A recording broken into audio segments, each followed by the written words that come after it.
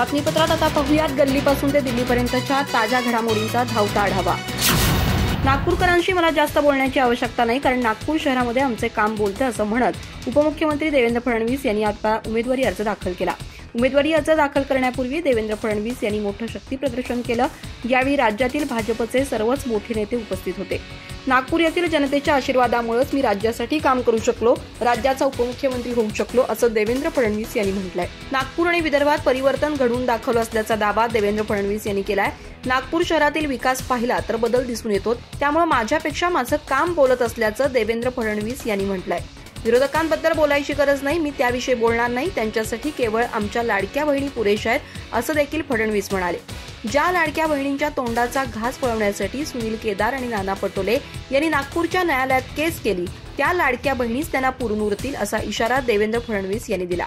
मुलींसाठी मोफत शिक्षण असेल, शेतकऱ्यांसाठी मोफत वीज असेल, दीन दलित गरीब आदिवासी शेतकरी सर्वांसाठी आम्ही केलेलं काम बोलत असल्याचं देवेंद्र फडणवीस यांनी म्हटलंय। ओबीसी समाजासाठी 48 GR काढणारे महायुतीचं सरकार आहे, मात्र महाविकास आघाडीच्या सरकारचा एकतरी GR दाखवावा असं आव्हान देखील त्यांनी दिलंय। ओबीसी समाजासाठी आम्ही हॉस्टेल तयार करून दाखवलं, मात्र महाविकास आघाडीचं सरकार एकही हॉस्टेल तयार करू शकलं नसल्याचा आरोप त्यांनी केलाय। नागपूर जिल्ह्यामध्ये 3 उमेदवारी अर्ज दाखल होत असताना आणखी 3 आमदार आमच्या सोबत येणार असून मुंबईतील विधान भवनात नागपूरचा आवाज बुलंद होणार असल्याचा दावा देवेंद्र फडणवीस यांनी केला। महाराष्ट्रात पुन्हा एकदा महायुतीचा झेंडा फडकवणार असल्याचा दावा देखील यावेळी फडणवीस यांनी केला। शिवसेना उद्धव बाळासाहेब ठाकरे पक्षाचे पक्षप्रमुख उद्धव ठाकरे यांचे सुपुत्र आदित्य ठाकरे यांचा वरळी मतदारसंघात पराभव करण्यासाठी महायुतीनं मेगा प्लॅन आखलाय। त्यानुसार महायुतीनं या महत्त्वाच्या मतदारसंघातून शिवसेनेचे राज्यसभा खासदार मिलिंद देवरा यांना मैदानात उतरवण्याची तयारी केली आहे। मनसेनं इथं संदीप देशपांडे यांना उमेदवारी दिली आहे, त्यामुळे इथं ठाकरे, देवरा आणि देशपांडे यांच्यात तिरंगी सामना रंगण्याची शक्यता निर्माण झाली आहे। आदित्य ठाकरे यांनी 24 ऑक्टोबर रोजी वरळी विधानसभा मतदारसंघातून उमेदवारी अर्ज दाखल केलाय।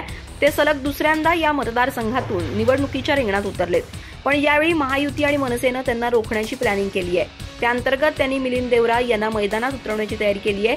मिलिंद देवरा हे दक्षिण मुंबईचे माजी खासदार आहेत, त्यांचा या ठिकाणी मोठा जनसंपर्क आहे, त्यामुळे महायुतीनं त्यांना इथून मैदानात उतरवण्याचा निर्णय घेतलाय। तर आदित्य ठाकरे यांना ही निवडणूक जड जाण्याची शक्यता आहे।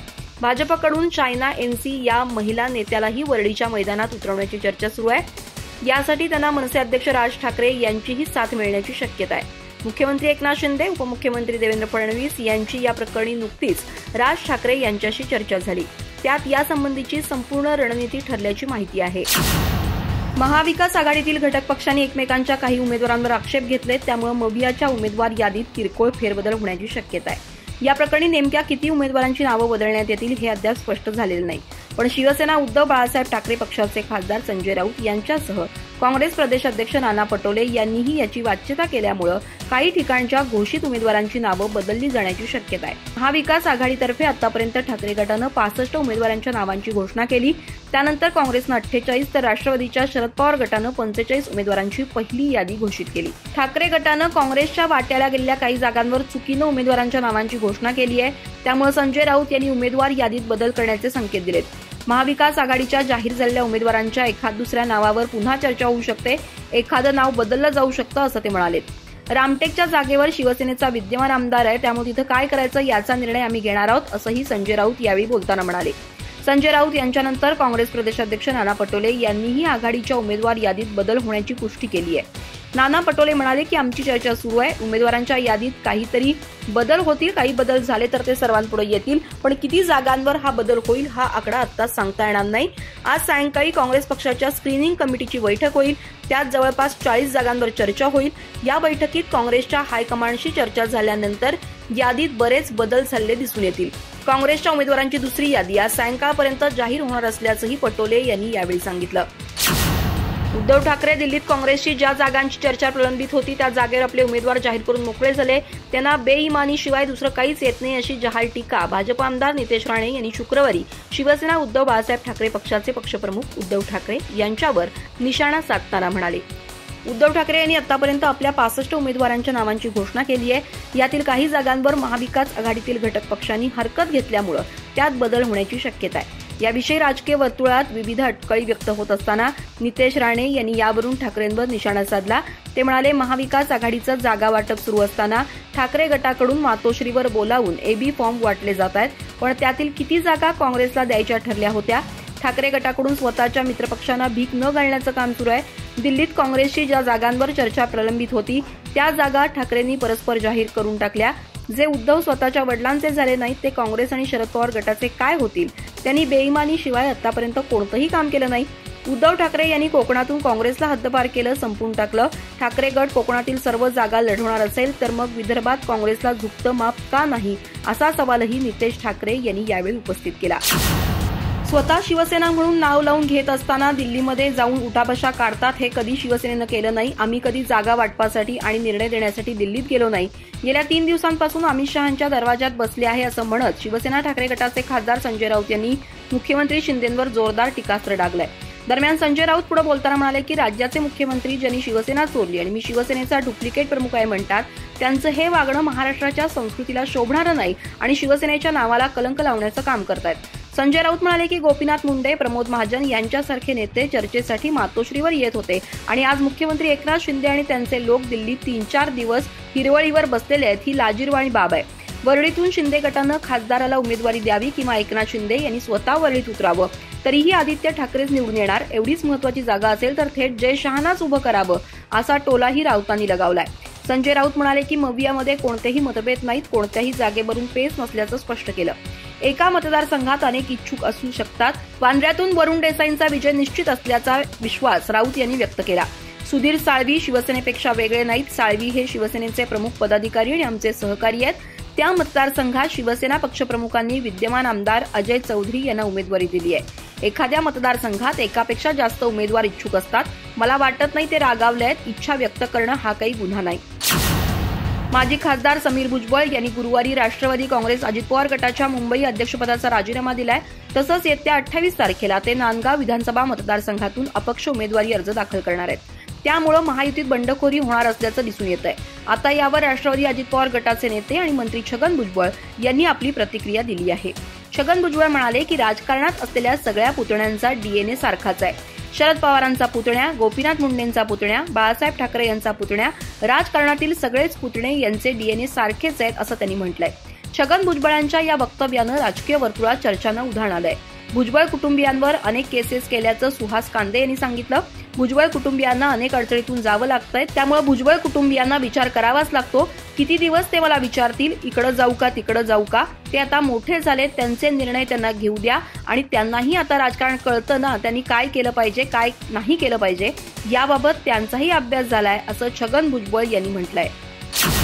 गेल्या 10 वर्षात नागपुरात 1 लाख कोटीपेक्षा जास्त निधीची कामं झाली आहेत. यात चांगले रस्ते झाले. 70% नागपूरकरांना पिण्याचं स्वच्छ पाणी मिळतंय. आम्ही मिहानमध्ये 78,000 स्थानिक तरुणांना नोकरी दिली आहे, जे देशात जगात कुठं नाही असे अनेक प्रकल्प एकट्या नागपुरात बघायला आज मिळत आहे.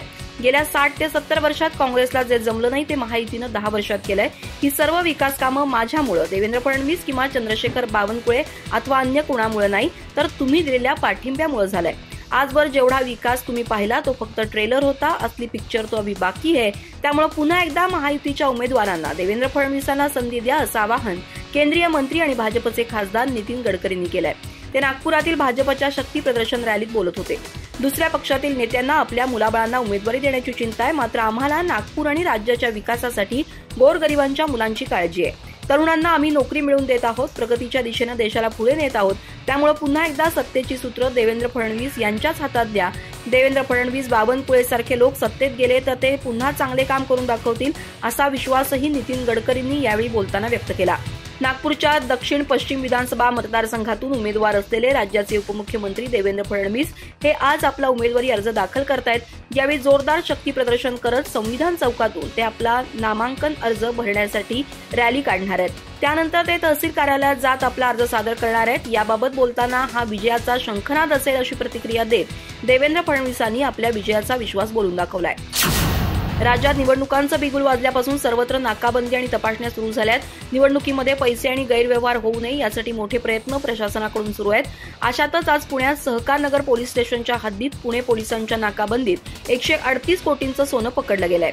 आज सकाळी ही कारवाई करण्यात आली आहे। सातारा रस्त्यावर आज सकाळच्या सुमारास नाकाबंदी दरम्यान पोलिसांनी कोट्यावधीचं सोनं जप्त केलंय। एका संशयित वाहनाची पोलिसांनी झडती घेतली असता त्यात हे सर्व सोन्याचे दागिने सापडले। हे सोनं नेमकं आलं कुठून, कुठं जात होतं, कुणाचं होतं याचा तपास आता पोलीस करतायत। निवडणुकीच्या पार्श्वभूमीवर पुणे शहरात जागोजागी पोलिसांनी नाकाबंदी केली आहे। संशयित वाहनांची तपासणी केली जाते। या पार्श्वभूमीवर पोलिसांनी हे 138 कोटी रुपये किंमत असलेले सोन्याचे दागिने जप्त केलेत। प्राथमिक माहितीनुसार डिलिव्हरी ट्रान्सपोर्टची असण्याची शक्यता आहे। मिळालेल्या माहितीनुसार पुणे पोलिसांनी आज नाकाबंदी दरम्यान एक टेम्पो पकडला। 138 कोटी रुपये किमतीचं सोनं या टेम्पोमधून आढळून आलंय। सहकार नगर परिसरातून ताब्यात घेतलेला हा टेम्पो एका खासगी लॉजिस्टिक कंपनीचा असून यामधील सोनं पुण्यातील कुठल्या व्यापाऱ्याकडे जात होतं याचा तपास सध्या सुरू असून पोलिसांनी या संदर्भात सर्व माहिती आयकर विभाग तसंच निवडणूक आयोगाला कळवलेली आहे। पुण्यातील सहाय्यक पोलीस आयुक्त कार्यालयात हा टेम्पो नेण्यात आलाय। ऐन निवडणुकीच्या तोंडावर राज्यात अनेक ठिकाणी कोट्यावधी रुपये सापडतायत। विधानसभा निवडणुकांमध्ये गैरव्यवहार होऊ नयेत यासाठी आवश्यक ती खबरदारी घेण्यात येते। शहर परिसरात ठिकठिकाणी नाकाबंदी करण्यात येते। गाड्यांची तपासणी केली जाते। त्या तपासणीमध्ये हे सोनं आढळून आलंय।